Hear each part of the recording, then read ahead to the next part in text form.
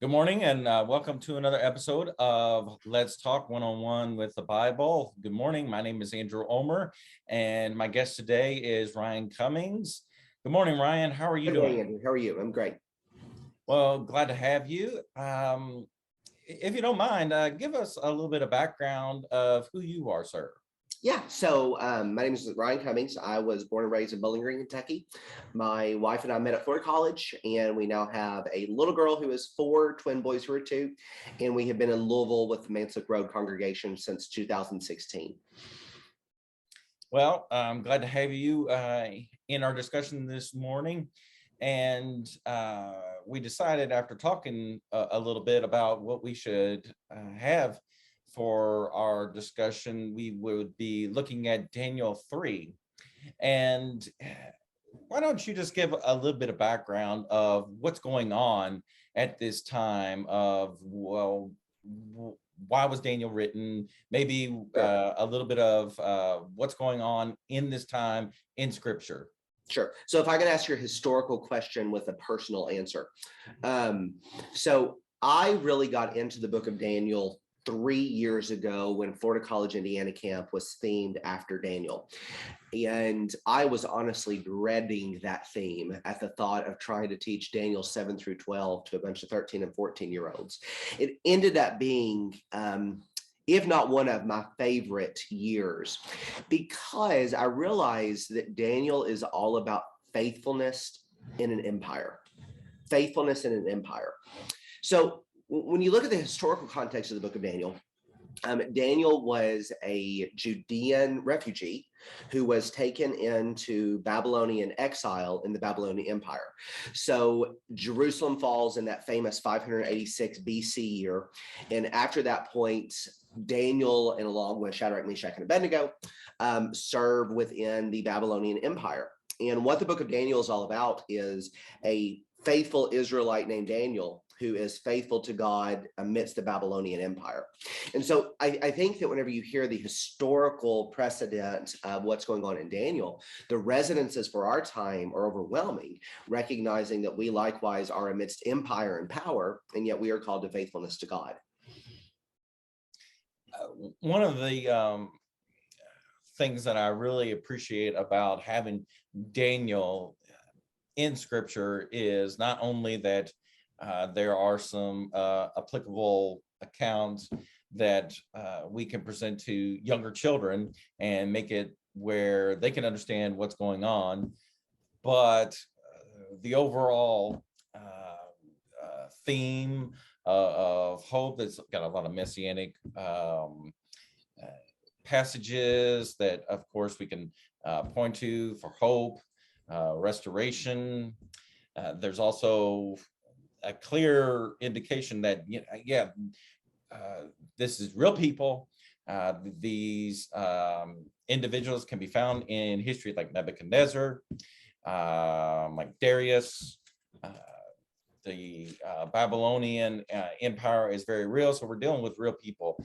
So this is not like a book of myths. We can still learn about it, as you say, that dealing with great faithfulness. If you are in a trial and that you're maybe struggling with your faith, or you need kind of like that extra boost of just need to be reminded that God is faithful. Look at these individuals, Daniel, and as you said, Shadrach, Meshach, and Abednego. It's just showing that even in the worst of times, you're away from your home and you're in a place that you don't know what's going to happen. You can still rely on God, and especially with these 3 individuals that we're going to focus in on in chapter 3, their lives were potentially going to be taken from them. Sure. And they were literally going to tell, like, you better do what I commanded you to do, or you're going to lose your life. Yes, that's it. And so we're seeing real persecution. We know that this has been the case for ever, and this is such a good section for us to bolster our faith, especially in the light of potential persecution. So how about just giving just a little bit of a hint of what we're really trying to get at in our discussion today? Yeah, faithfulness amidst trials. I think that's the key phrase of the day is the trials that we face are varied in this life, of course. And yet, as Christians, we are called to relentless faithfulness. And I think that's where Daniel 3, which often is told as a children's story, but is really a theological story of the faithfulness of God that should inspire faithfulness among his people. Yeah, and there's so much we can learn from this. And you want to go ahead and read the first section that we want to focus in on? Sure. So before I do that, I want to read just one part from chapter 1, because we're going to read from Daniel 3, which is the story of the fiery furnace. And most Bible readers will think of this, of the story of Shadrach, Meshach, and Abednego. But it strikes me as interesting that we know Daniel by his Israelite name, his Babylonian name. Well, probably many people have never even heard it before, but it's recorded for us in chapter 1. Daniel was called Belteshazzar. But it's interesting to me that the Hebrew names of Shadrach, Meshach, and Abednego were actually Hananiah, Mishael, and Azariah. That's found in chapter 1, verses 6 through 7. And so I'm actually going to recommend we think of them through this name, because we need to be reminded that these are God's people who are going against trial. So here we're going to read of the story of Hananiah, Mishael, and Azariah. Chapter 3, verse 1. King Nebuchadnezzar, who essentially is the most powerful man in the world, made an image, an idol of gold, whose height was 60 cubits. That is 90 foot in breadth, and it's six cubits. He set it up in the plain of Dura in the province of Babylon. Then King Nebuchadnezzar sent to gather the satraps, the prefects, the governors, the counselors, the treasurers, the justices, the magistrates, and all the officials of the provinces to come to the dedication of the image that King Nebuchadnezzar had set up. Then the satraps, the prefects, the governors, the counselors, the treasurers, the justices, the magistrates, and all the officials of the provinces gathered together for the dedication of the image that King Nebuchadnezzar had set up. They stood before the image that Nebuchadnezzar had set up.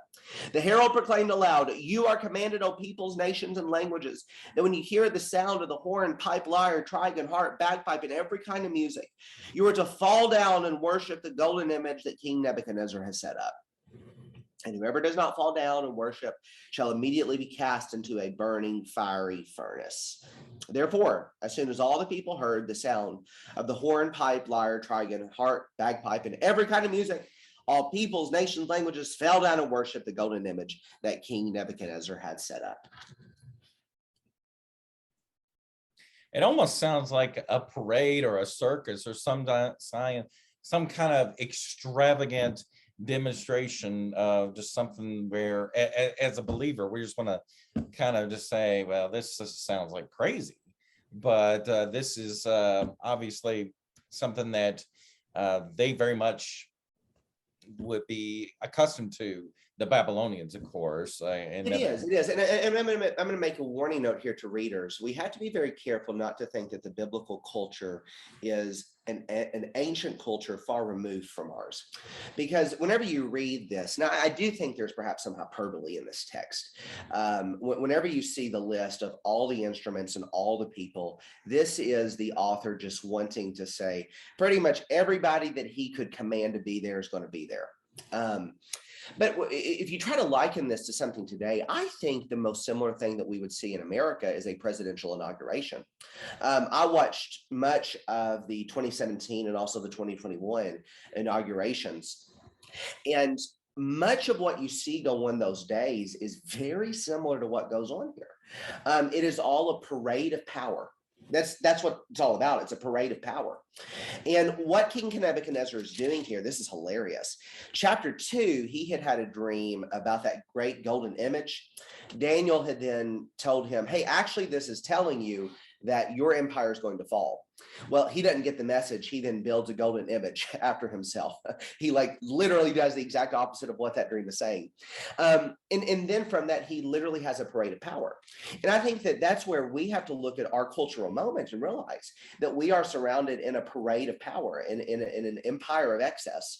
And that's the moments that we have to discern, much like Daniel and Hananiah, Mishael, and Azariah did.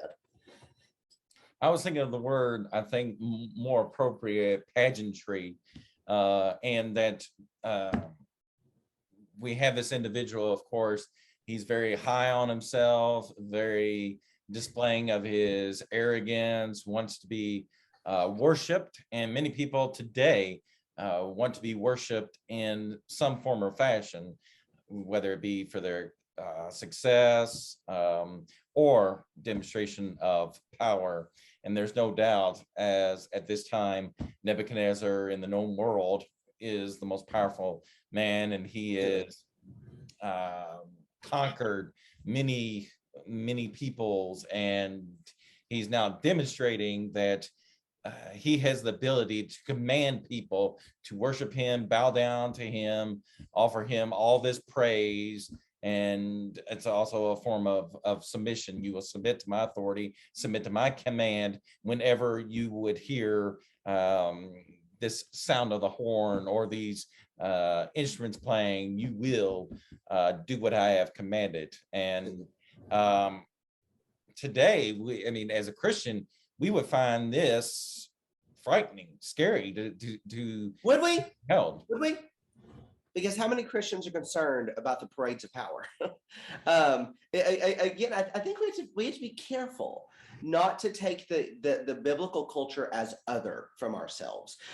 Yes, it's an ancient culture. It's an Eastern culture. We're more Western. There's certainly distinctions in the culture. But I'm also very hesitant to always claim that we would look at this and be like, oh, gracious, what's going on?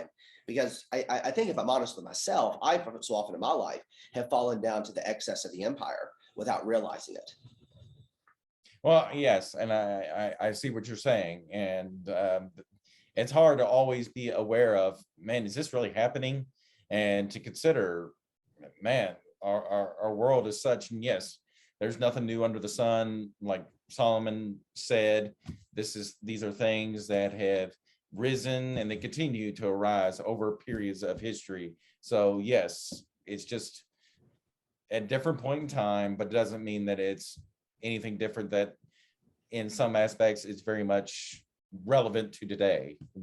Because American leaders don't come before us and say, bow down to me, but it's all about money. Give me your money, lower your pocketbook, offer me. And that's where the danger is money as the God of our nation is likewise calling, I think, dedication from people. And that's where we have to be very concerned and weary as Christians in the cultural moment.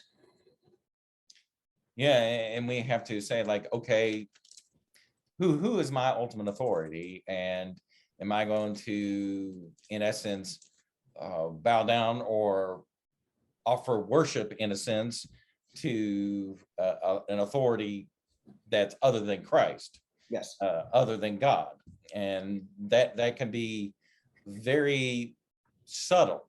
It may not be a golden statue like this is, where we can, as a number of times in scripture, there's these golden images or other images like the bronze serpent, and people create them into visual idols, offer sacrifices, burn incense.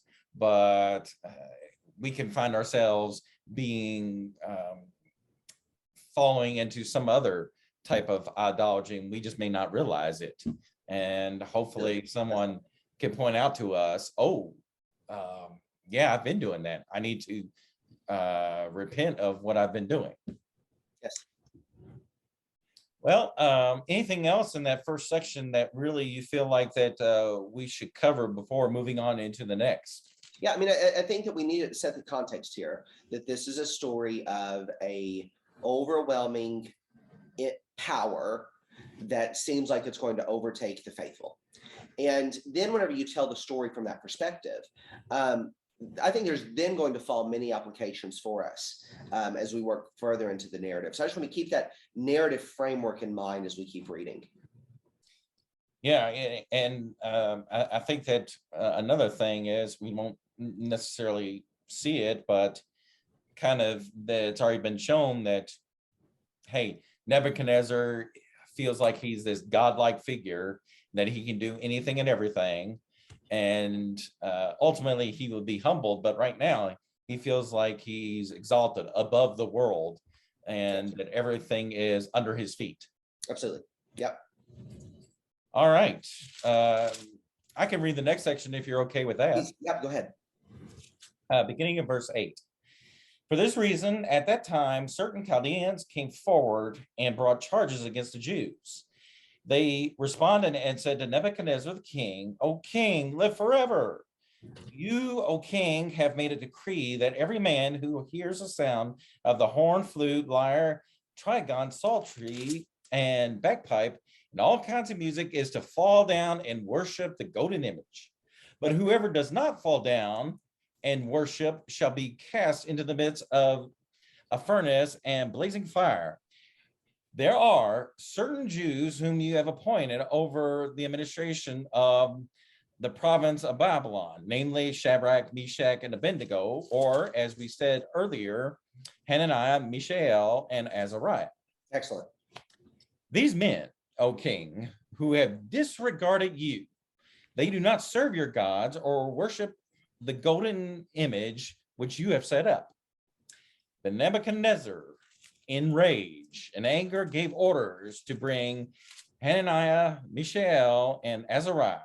Then these men were brought before the king. And Nebuchadnezzar responded and said to them, Is it true, Hananiah, Mishael, and Azariah, that you do not serve my gods or worship the golden image I have set up?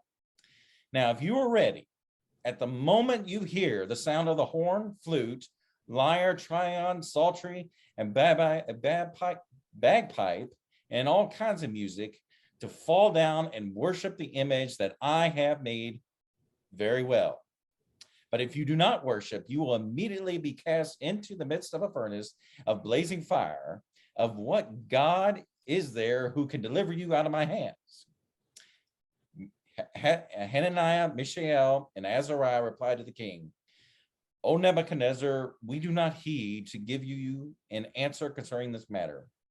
If it be so, our God, whom we serve, is able to deliver us from the furnace of blazing fire, and he will deliver us out of your hand, O king. But even if he does not, let it be known to you, O king, that we are not going to serve your gods or worship the golden image that you have set up. What a powerful passage. It's one of those things that it's one of those sections of scripture that you would like to have been there and just seeing the response given of the individuals of Hananiah, Mishael, and Azariah, just to see how they responded in the king. It's I would hope that, because I read it in sort of like a humble fashion, that they would respond with great humility. And I don't know about you, that's kind of what I would hope to, or in picture or view as they would have responded to the king. Sure. Yeah, I think it's very helpful for me to read this text. The Bible Project has an excellent video on this, The Way of the Exile. It's a real short video, but it's excellent. Where they discuss, within the empire, Israelites could either compromise to the empire or they could revolt against the empire. And at this point, you have already seen Shadrach, Meshach, and Abednego compromise in many ways, their names, the professions that they're taking, but there's also other ways that they are now revolting against the empire. And I think that dialectic is very helpful to keep in mind as we live in empire, and to evaluate when is it acceptable to compromise and when is it necessary to revolt. Sorry about that. I had a little bit of technical difficulties. Those things can occasionally happen, but we will continue our conversation. And Ryan, you had a thought that you were continuing. I was, yeah. It was about the Bible Project that, whenever we think through the decision of whether we ourselves are going to compromise to our culture or revolt, I think there's a great deal of wisdom that has to be exercised there. Jeremiah 29 has a letter that he writes to the exiles where he tells them, in Babylon, build gardens, build a life, etc. It's not what you would expect a prophet of God to say, but you really see this in the book of Daniel. We are I'm going to speak personally here. I am very American in that I'm currently wearing a polo shirt. I have a very American name. I speak with a very American accent. I eat very American foods. I am drinking my morning cup of coffee from Panera, a very American thing. There's many things that are perfectly acceptable and good for a Christian to compromise to, but there are also necessary times to revolt against the culture. And I think the key one that we always have to be mindful of is the power of the empire. And I think that's the one that probably concerns me most with most Christians in the 21st century. We don't think in terms of power as the thing that we need to be concerned about. I think too often as Christians, we like to think along party lines. This party good, that party bad.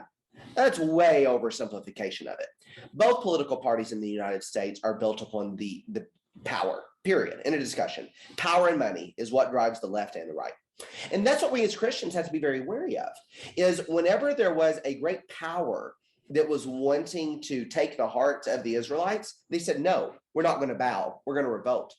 And I think as Christians, we need to be aware of the power of the world around us. We need to be aware of the power and the excess of the empire. And whenever the empire around us is asking us to give into its quest for power, no, absolutely not. As Christians, we follow a crucified Messiah whose power was made perfect in weakness. And that is the type of life that we're going to live. That's where we have to be not only willing, but ready to revolt against the empire whenever it calls us to bow. Yeah, and I like how you almost want to, at least for me, kind of visualize Nebuchadnezzar and kind of being a flamboyant individual or demonstrating his excess. You got so many things being described here. Like, look at me. If you're not willing to sing my praises, I'm going to just throw you out of my sight. You are going to be an object lesson for people who willingly disobey. And so that nobody in the future are going to be thinking to ever act as what you are doing right at this moment. Right, because absolutely. They will remember what you did. Yes. I've noticed that we as Americans, like, I don't like to do the royal we, so I'll talk about I here. I always had this habit of expecting the American government to just persecute us tomorrow. And like, we're just always waiting for the American government to just come and persecute us tomorrow for saying the wrong thing or doing whatever. Especially, I think, don't meet during COVID. You're just waiting for the government to just stomp on us. I think we're often spoiled. We at Manslick have been blessed with many Cuban families. And last year, most Americans don't know this, even though it happened so close to our country. But last year on July 11th, thousands of Cubans took to the streets to protest the dire economic situation of their country. People are literally starving and out of work. From July 11th and the following week, the government there threw into prison an unknown number of people. And since then, the situation in Cuba has only gotten worse. And anyone who dares to stand up or is even suspected of going against the communist regime there is immediately put in El Carcel, in the prison. That's what Shadrach, Meshach, and Abednego were facing here. They were facing a authoritarian power that was wanting to essentially take their hearts. They refused to bow, so they're going to be cast into a burning fiery furnace. And for us, we may not come to that great existential moment in our lives where an empire or a government is wanting to throw us into a burning fiery furnace or to a prison. But I think we have to be aware of, again, that continual quest for power that governments are always after. And I think that you really articulated just a moment ago. We as we proclaim to others, and hopefully we do and are proclaiming to others, because this is such a great example of how Hananiah, Mishael, and Azariah were refusing, and it's not if like they showed disrespect to the one that is in authority, that that they are just saying that, hey, God is the one that we're going to worship. We're not going to worship down, bow down to you. And it's a good indication of how we are to stand firm and be steadfast. It's a beautiful image of how we are supposed to act, and hopefully it just emboldened us to, in the event that anyone, where it be an institution or an individual that commands us to do something that is not in line with scripture, we have to say respectfully, no, we're not going to do that, because it's not right. Sure. Yeah. I have verses 17 and 18 underlined in my Bible. I had my kids that can't memorize this. I absolutely love those verses. If this be so, our God whom we serve is able to deliver us from the burning fiery furnace, and he will deliver us out of your hand, O king. But if not, be it known to you that we will not serve your gods or worship the golden image that you have set up. That needs to be on our lips and ready to listen to. And that just demonstrates just an incredible amount of faith. And we, as it's echoed in the New Testament multiple times, that and many people would give their lives for Christ. And many people are giving their lives for Christ today. And this is just an example that this has happened throughout history, and it's still happening. And we have to be willing to do the same. But thanks be to the Lord that he has given us examples of real people who have dealt with this, and show us how they dealt with this.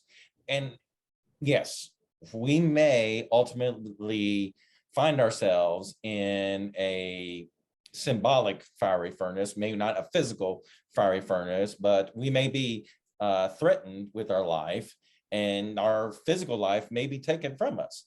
But if we hold on to our faith, God will deliver us from that second death, whether that spiritual death, and we will find ourselves with eternal life. But that is an indication right here. We get a hint at and shadow of, you know what, I am going to be obedient unto death. And if I am obedient until death on this side of eternity, I will be welcomed by God through eternity with him, that eternity of life. Right. Yeah. So we're pretty much already talking to the application. Let me just summarize the rest of the chapter. What happens in the rest of the chapter is Hananiah, Mishael, and Azariah, of course, are thrown into the burning fiery furnace. The men who take them down are burned, trying to get them into the burning fiery furnace. And then in the night, a fourth man who looks like the son of the gods is found walking with them. And so then in the morning, they are delivered and saved from the pit of the burning fiery furnace. And then King Nebuchadnezzar cast a decree saying that the God, the most high God of Shadrach, Meshach, and Abednego has delivered them, and this God shall be praised. Any people, nation, or language that speaks anything against this God shall be torn limb from limb, and their houses laid in ruins, for there is no other God who is able to rescue them in this way. So that's the summary of what happens in the rest of the chapter. Let's continue the application. So I think not only do we read the Old Testament for the examples, Romans 15:4, 1 Corinthians 10 have that idea in it, but I think the main reason we read the Old Testament is to see the story of God. And what we see in Daniel chapter 3, I think, is the promise of God unfolding. I'd like to show this passage from Isaiah chapter 43. Go back to Isaiah chapter 43 with me. We know that Daniel knew of the prophet Jeremiah, who was likewise a contemporary of him, who was back in the land promising and prophesying to the people. But Jeremiah's words get to Daniel in his own lifetime. And I have a little doubt that Daniel would have known of the promises of Isaiah. Isaiah was the most important pre-exilic prophet, period, bar none. He is the most quoted prophet in the New Testament. In Isaiah chapter 43, this is in that absolute grand section of scripture, Isaiah 40 through 55. We find the promise of God in Isaiah 43, verse 1. But now thus says the Lord, he who created you, O Jacob, he who formed you, O Israel, fear not, for I have redeemed you. I have called you by my name when you are mine. Notice this, notice this, notice this, notice this. When you pass through the waters, I will be with you. And through the rivers, they shall not overwhelm you. And when you walk through the fire, you shall not be burned, for the flame shall not consume you. I am Yahweh, your God, the Holy One of Israel, your Savior. I think that God is fulfilling this promise in the life of Hananiah, Mishael, and Azariah. God has already demonstrated that whenever Israel passed through the Red Sea, when they passed through the waters, he's with them. When you pass through the rivers, they're not going to overwhelm you. But now he has demonstrated when you walk through the fire, you shall not be burned, for the flame shall not consume you. Why? I am with you. I think if there's anything that Daniel 3 should really teach us, it is that God is with us. God is not waiting to be with us in the afterlife. I hate that term. It's life after life. It's not afterlife. God is not waiting to be with us. God is with us now, period. By his Spirit, God is with his people. And whenever we recognize that God by his Spirit is with his people and he is with those who are called by the name of Christ, God is with us. God is with us. God is with us not apart from the trial. God is not with us after the trial. God is with us through the trial. And that's what Daniel chapter 3 should just provide continual encouragement from. God is with us through the fire. And like what you were saying, oh, did I cut you off? Hopefully I didn't. No, not at all. I do like in verse 27, because it does fit so well with what you just said. And yes, God is very much here and with us in a spiritual sense. He did manifest himself in a way, in a physical sense here in chapter 3, verse 27, of course, in the section that began in chapter 9 or verse 19, but verse 27, the satraps, the prefects, and the governors, and the king's high officials gathered around and saw in regard to these men that the fire had no effect on the bodies of these men, nor was the hair of their head singed, nor were their trousers damaged, nor had the smell of the fire even come upon them. And that's just an amazing thing that of demonstration, of course, God's ability. God can obviously do anything, but it's just so great that you connected and brought up what Isaiah 43 says, and you can clearly see that verse 27 indicates that. Absolutely. And it is a beautiful thing that, as you indicated too, that God has always been with his people. He desires to still be with his people. We just have to be willing to reach out to him and follow his instructions. And so I know that we have kind of highlighted kind of summation of Daniel chapter 3, but you and I were talking about before we did this video that there's even more application that we want to consider. And that's about when we pray to God and how we pray to God. Sure. So I think let me back up with again a personal narrative here. So the last 2.5 years now, man, it's like we have been doing Zoom prayer groups, and every other week we'll meet on Zoom and we'll have prayer groups, and they have been one of just the most transformative things we've done. But in this, we have really tried to be purposeful about how we pray. And for this, we considered various prayer habits. The one that has been the most impactful to me, and I think the rest of the congregation, has been praying for redemption over rescue. Redemption over rescue. Whenever you pray for redemption, you pray for God to be with you through the trial. Whenever you pray for rescue, you pray for God to rescue from the trial. And we as Christians need to know the promises of our God. Our God never once promises to rescue us from every trial that we're in. Period. End of discussion. Let me get my prepositions right there, because that's a really important sentence. God never promises to rescue us from every trial we're in. Okay. Period. Never. If anything, over and over again, the Old and New Testaments promise us that God's people will face trials and fires and waters. Rather, God promises to be with us through the trial. God is not a God who turns his face from his people when they are in suffering. God is not a God who turns away from their people when they're in the fiery furnace. God is not a God who's just waiting to be with us in this afterlife. No. God is with us now. And we need to recognize that through the trials, God is with us. And that's been very transformative to the way I pray about trials. Is if I pray for a sister in Christ to be healed of cancer, to be rescued from her condition, that may or may not happen. God's never promised that. If I pray for someone to be taken out of a difficult economic situation, may or may not happen. God's never promised that.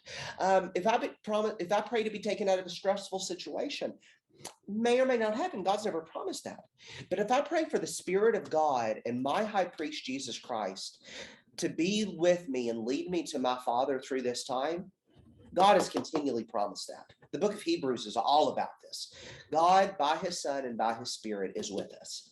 And that's how we need to pray, is according to the promises of God. And we've been doing on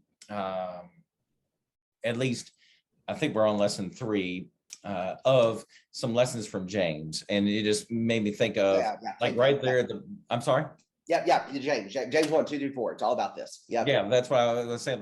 Okay, we understand that there's going to be problems that arise, and it's almost strange for us to tell people that if you're a faithful Christian, if you see trials and persecution come your way, and if you're living a life to seek and do God's will, expect that. And it's almost as if that's not talked about enough, or I mean, maybe it is, but it's a perception that I kind of get a feeling that people just understand that. It's not like I go for, hey, ask somebody to persecute me for the Lord. But if I'm not getting some kind of kickback because of my faith, if I'm seeking to live in a godly way, at some point I should see my life. If you resist the excess of the empire, you are going to face it. Period. End of discussion. Gracious. Let me just do 2 New Testament passages that I think are so important, but often misunderstood. The first is that James 1 passage, James 1, 2 through 4, count it all joy, my brothers and sisters, when you encounter trials of various kinds, knowing the testing of your faith produces endurance. The other passage is in Romans 8:28. God works all things together for good for those that love him.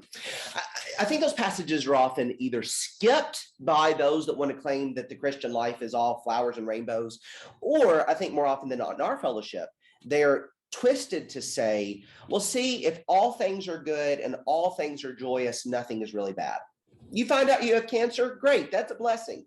You found out you lost your job, great, that's a good thing. You find out that you have a horrible health condition, great, count it all joy. You find out your kid is sick, great, God's working all this together for good. That's not what those passages are saying at all.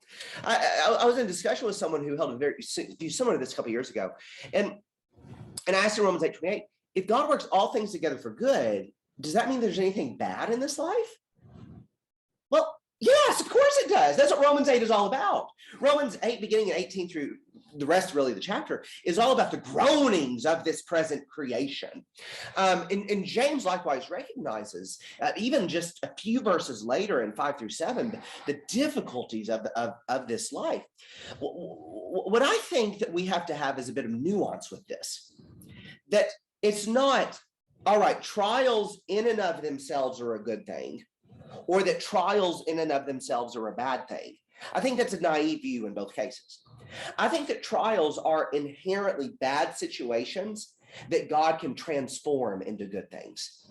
And that's what I think Romans 8 and James 1 are both getting at. It is, I think, often unwise, and also just a horrible communication strategy to tell someone who finds out really bad news, oh, don't worry, it's actually all going to work out for good. No, it's a bad thing. You found out your kid is sick, you find out you lose your job, etc. It's a bad thing. But through the gracious providence of God that I don't claim to understand, God can transform bad things and work it out for good. And I think that's transformative mindset is what Paul and James is getting at. And I really think it's what we see exhibited here in Daniel 3. Yeah, I mean, we need of course, and I like in verse 5, we're not like setting up to really get in depth and talking about James, but when we may not understand like what's going on, may we not understand our struggles, asking God, going to him for wisdom and how to, I'm sorry? Wisdom, keyword.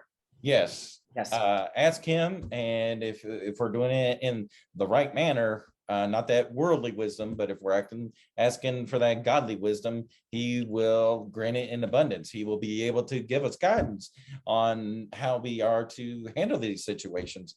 Because a long time ago, probably a few years ago, so it's not necessarily a long time ago, one of our elders mentioned on in an illustration about, if I'm not mistaken, referencing if you go to a funeral, a wise thing is not just to someone who had just lost a loved one, just to spout off Romans 8:28.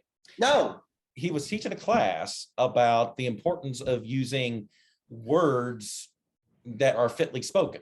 Consolation. Yes. And in that moment, of course, it's not appropriate to use Romans 8:28. There's a time and place for a passage like that, of course. Oh, and I think so many Christians skip Romans 8:18 through 27, which is about groaning. It's about, and that's a term from labor. Whenever our siblings in Christ are in bad situations, we're not called to go spout Romans 8:28 and James 1:2 to them. We are called to sit there and groan with them. That's what we as Christians are called to do. And I think we as Christians really need to learn how to lament a lot better, because that's what Romans 8 is really getting at, that groaning lament that we are to do with the present creation. And sometimes, you know what, when it's bearing another one's burdens, you just made me think about that, because it's really talking about that. And you can imagine that Hananiah, Mishael, and Azariah would be linked in arms with one another. Yes. That they were hand in hand, arm in arm, bearing each one another one's burdens in this type of situation. Yes. And sometimes it's just listening to somebody and not saying a thing. Absolutely. Just saying that I'm here for you. How can I just be here for you? Yes. And just lock arms with you and support you during this difficult time.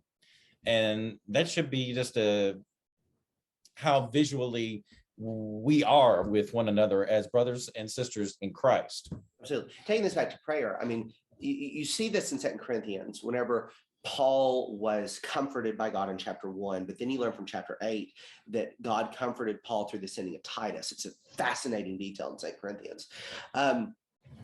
We are to be comforted by the presence of God who is with his people. And I think one of the ways that the Spirit of God continues to abide with us is through his people. And that's how we're to pray. God be with us. God be with us. Don't leave us. Don't forsake us. God be with us. That needs to be the continual prayer of God's people.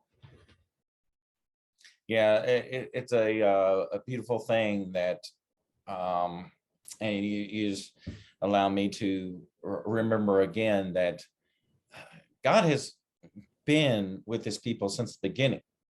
He is wanted to have fellowship with his people since from the beginning. It has been people who have decided, you know what? Absolutely. I don't want you around, or I want you around when I want you around, when you could serve my purpose. Absolutely. And it isn't that case. We are to serve his purpose, and that's a problem that when we find ourselves with that type of thinking, we need to make sure that we are not allowing that to run rent-free or give that room in our minds and in our hearts, because that is ultimately just going to lead us to that fiery furnace. And